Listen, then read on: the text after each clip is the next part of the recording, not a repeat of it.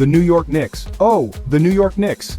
They came out in Game 1 against the Indiana Pacers looking like world beaters. They truly did. Right there in Madison Square Garden, their beloved home court, the energy was absolutely electric. You could feel it through your television screen. For 3 quarters, maybe even a bit more, they played with passion, they played with heart, and they played with a level of skill that had the fans believing, truly believing, that this was going to be their night. It was the kind of start you dream of in a playoff series, a statement to the opposition that you mean business, and you are here to compete at the highest possible level.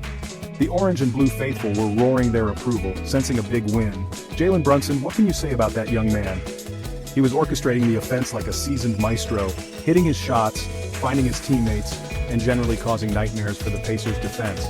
The supporting cast was playing their part too, knocking down open jumpers, fighting for rebounds, and showing a real commitment on the defensive end of the floor.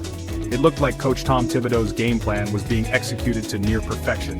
They built up a significant lead, a comfortable cushion that should have been enough to see them through to the final buzzer. It seemed for a long while that the only question was the margin of victory, not the victory itself. Such was their apparent control over the proceedings. The ball movement was crisp, the defensive rotations were sharp, and the Knicks were out-hustling the Pacers in almost every facet of the game. You could see the confidence coursing through their veins with every made basket and every defensive stop. They were playing a brand of basketball that was not only effective but also incredibly exciting to watch, bringing the crowd to its feet time and time again. It felt like they had found the perfect formula, a blend of offensive firepower and defensive tenacity that the Pacers simply had no answer for through those initial periods of play. The lead ballooned to double digits and the Garden was rocking, absolutely rocking with pure, unadulterated joy. But, as we all know too well in the world of sport, a game is never over until that final whistle blows. And sometimes, when things seem to be going too smoothly, a sense of unease can creep in, a nagging feeling that perhaps it's all a bit too good to be true. The Knicks were flying high, soaring above the competition, but the Pacers, to their credit, never stopped battling. They hung around, they kept fighting, and they were waiting for any opportunity, any slight crack in the Knicks' armor to make their move. That solid foundation the Knicks had built began to show the tiniest of fissures as the game wore on, hinting at the trouble that was unfortunately lurking just around the corner. Then came the fourth quarter, the period where games are won and lost, where champions are made and where hearts are often broken. Initially the Knicks seemed to maintain their composure, still holding on to that lead, though perhaps not as comfortably as before. The Pacers started to apply more pressure on defense, they started to hit a few tough shots, and you could sense a subtle shift in the momentum of the game, a feeling that the tide might just be starting to turn against our beloved New York Knicks. The intensity ramped up several notches, and the easy baskets the Knicks were getting earlier suddenly became much harder to come by, requiring more effort. The first clear sign of trouble emerged with about 6 minutes left on the clock. A couple of uncharacteristic turnovers from the Knicks, one a sloppy pass out of bounds and another, a steal leading to an easy Pacers fast break layup, suddenly cut the lead down to a much more precarious margin.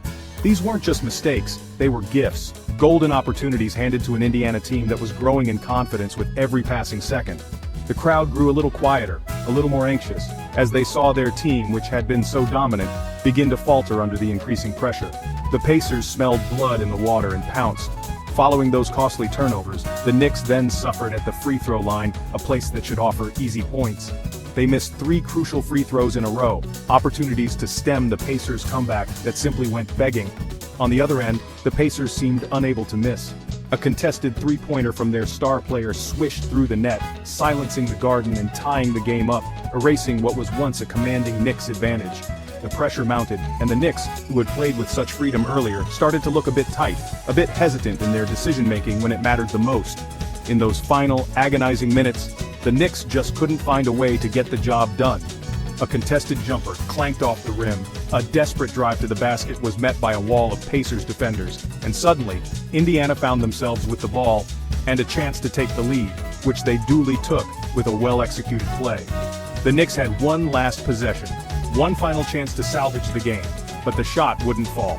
The buzzer sounded, and just like that, a game that had looked like a certain victory had slipped through their fingers, leaving the team and the fans in a state of stunned disbelief. It was a brutal way to lose. After a defeat like that, a truly gut-wrenching loss on your home floor, there is nowhere to hide. Coach Tom Thibodeau, a man known for his intensity and his demand for perfection, fronted the media with his usual stoic expression, but you could see the disappointment etched on his face. He didn't make any excuses, he didn't try to sugarcoat the reality of the situation, which is something you have to respect. He laid the blame squarely on the team's inability to close out the game, a failing that cost them dearly in this crucial opening contest of the series. He knows that in the playoffs, such lapses are magnified. "We did not execute down the stretch, it's as simple as that," Thibodeau stated quite plainly, his voice calm but firm. "For 3 quarters we played good basketball, the kind of basketball that wins you games. But the game is 48 minutes long, not 36. We made too many mistakes, mental errors and turnovers in the 4th quarter, and a good team like the Pacers will make you pay for those. We have to look at ourselves, we have to be honest, and we have to be better. There are no ifs, ands, or buts about it. Improvement is essential."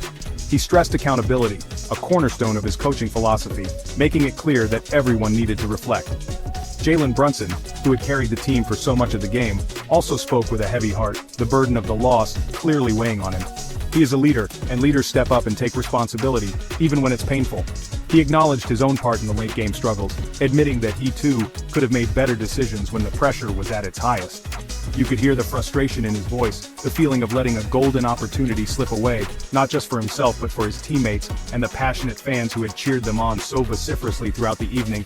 "This one is tough, real tough to swallow," Brunson admitted, his gaze fixed on the floor for a moment. "I feel like I let the team down in those crucial moments. We had the game in our hands and we just didn't finish it. We stopped doing the things that got us the lead.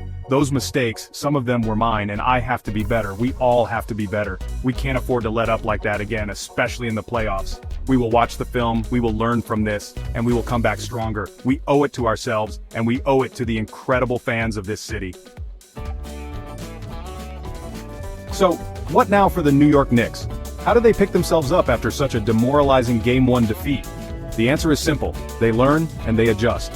This loss, as painful as it is, must serve as a harsh lesson, a stark reminder that playoff basketball demands unwavering focus and flawless execution for the entire duration of the game, not just for parts of it. The coaching staff will undoubtedly be poring over the game film, dissecting every mistake, every missed assignment, and every poor decision made in those critical final minutes of the 4th quarter. They need to identify exactly where the breakdowns occurred. One of the primary areas of focus for the upcoming games will surely be late-game execution, particularly when under duress. This means practicing those high-pressure situations, ensuring every player knows their role, and making smarter decisions with the basketball when the game is on the line. It is about maintaining composure when the opponent makes a run, not allowing a couple of bad plays to snowball into a complete collapse. The Knicks have the talent, there is absolutely no question about that, but they need to match that talent with an unshakable mental fortitude, especially when adversity strikes and the game hangs precariously in the balance. Building that resilience comes from preparation and trust. Trust in the system, trust in the coaching, and most importantly, trust in each other. They need to reinforce the good habits that saw them build that big lead in the first place, and ensure those habits hold up when the heat is turned up in the dying moments of a contest. This might involve specific drills designed to simulate end-of-game scenarios, helping players to feel more comfortable and confident when they find themselves in similar situations again. It's about being proactive rather than reactive, controlling what they can control, and ensuring they don't beat themselves with unforced errors. Despite the bitter taste of this Game 1 loss, there is still plenty of basketball to be played in this series. The Knicks have shown they can compete with the Pacers, they showed it for 3 quarters. Now, the challenge is to put together a complete 48-minute performance. This team has character, it has fight, and under Coach Thibodeau, you know they will be working tirelessly to rectify their mistakes. This setback could very well be the wake-up call they needed. Expect a refocused, re-energized, and more resilient New York Knicks team to take the court in Game 2, determined to prove that they have learned their lesson and are ready to battle. They will not